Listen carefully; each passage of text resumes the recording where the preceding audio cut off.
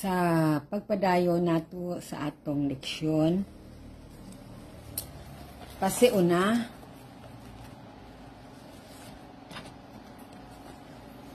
giabi-abi kamong tanan ni ini nga adlaw among pagsugdan ang pagpakigbahin kaninyo sa mga pagtulunan may tungod sa panglawas. Malipayon kami kaayo sa inyong pagtambong kung kulang sa napulo ang mga nagtambong, tuguti silang tanan sa pagpaila-ila sa ilang mga kaugalingon.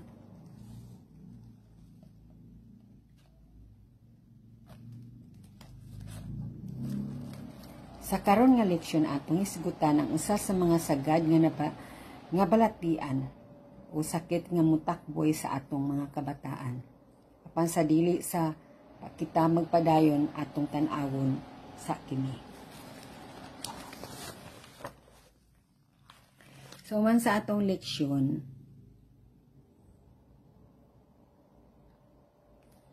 pagtapos sa atong leksyon, na kita i-present nga dula-dula. Mag-anda mo og dula-dula.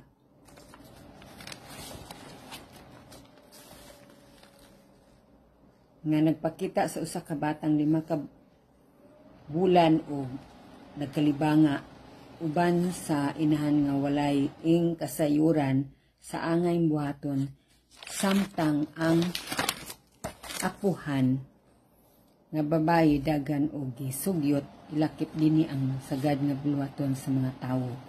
Makadaot man o makaayo may tungod sa pag-atiman o nagkalibanga ug tapuson ang dula uban sa usa ka balayhanong health worker. Diin mo muhagit sa mga inahan sa pagtambong kanunay aron sa pagtuon may tungod sa pagtambal sa nagkalibang diha sa panimalay. Nakasiguro ako nga adunay gayon nga mibati kamo og sama sa inahan diha sa atong dula-dula. Kinsa kanato ang buot mo saysay sa usa ka tinuod nga kasinatian nga anak nga nagkalibanga.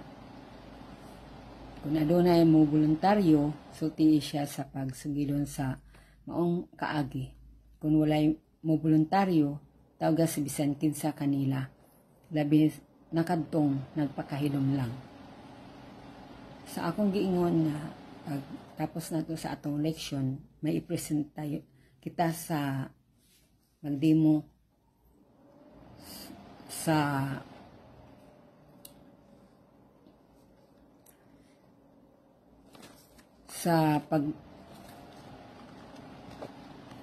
kalibanga. Nagpakita sa kabatang 5 ka bulan na nagkalibanga.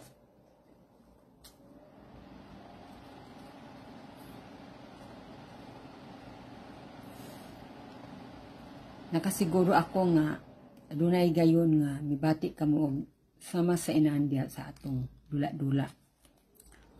So giingon ko na nga i-present ninyo after sa atong leksyon. Ano ang kalibanga? Una sa tanan, kinitungod sa 2 kadakong kakuyaw nga atod niini, pagugo sa lawas o kamatayon. Ang kamatayon gumikan sa grabing kalibang, kasagaran may tabo tungod sa pagkawala sa dagang tubig ug asin gikan sa lawas. Kining pagkawala sa tubig o asin gitawag nga maugahan. Ang pagkalibanga makapahugo sa lawas ug makapaggrabe pagayod kini tungod sa musunod nga mga hinungdan. Ang sustansya mawala gikan sa lawas tungod sa pagkalibanga. Ang taong nagkalibanga mahimong dili gutomon o ang mga inahan dili mopakaon sa nagkalibang hangtod nga may kaarangan gikan sa pagkalibanga.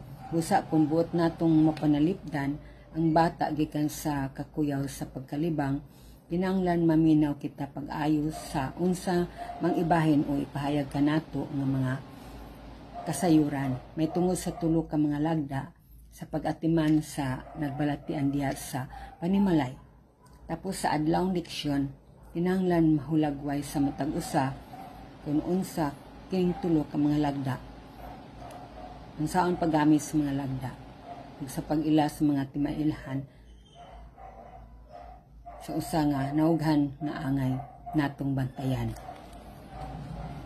Kadua, may nungdanon unod sa leksyon. Tun ipag-una ang mga sagad nga buhaton sa mga mulupyo bahin sa pag-atiman sa nagkalibanga sa dili pa nimo sugdan ang leksyon. Patigbabaw o itudlo ang pag-atiman sa nagkalibanga nga wala buhata sa mga mulupyo. Kung wala kay panahon sa paghimo niini, pangutan-an na lang ang mga inahan diya sa klases sa musunod nga mga pangutana. Unsay sagad natong himuon kon nagkalibanga ang atong anak. Kano saan nato siya dadon sa tambalanan. Aron mahinumduman gayud nato ang tulo ka mga lagda, tan-awo nato kining hulagway.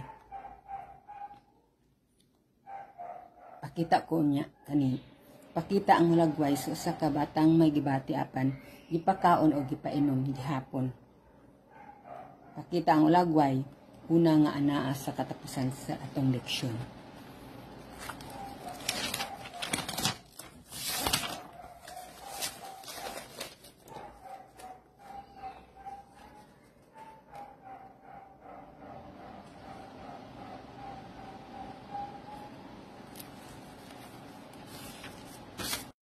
Sa inyo nakita sa hulagway, natagi gayon ang mga tumutuon sa pagtubag, ug kung adunay nagkuha sa buot ipasabot, ingna siya. Inumdumi kining hulagway kon mong anak. Inumdumi ka may nung danong mga pulo, mga likwido,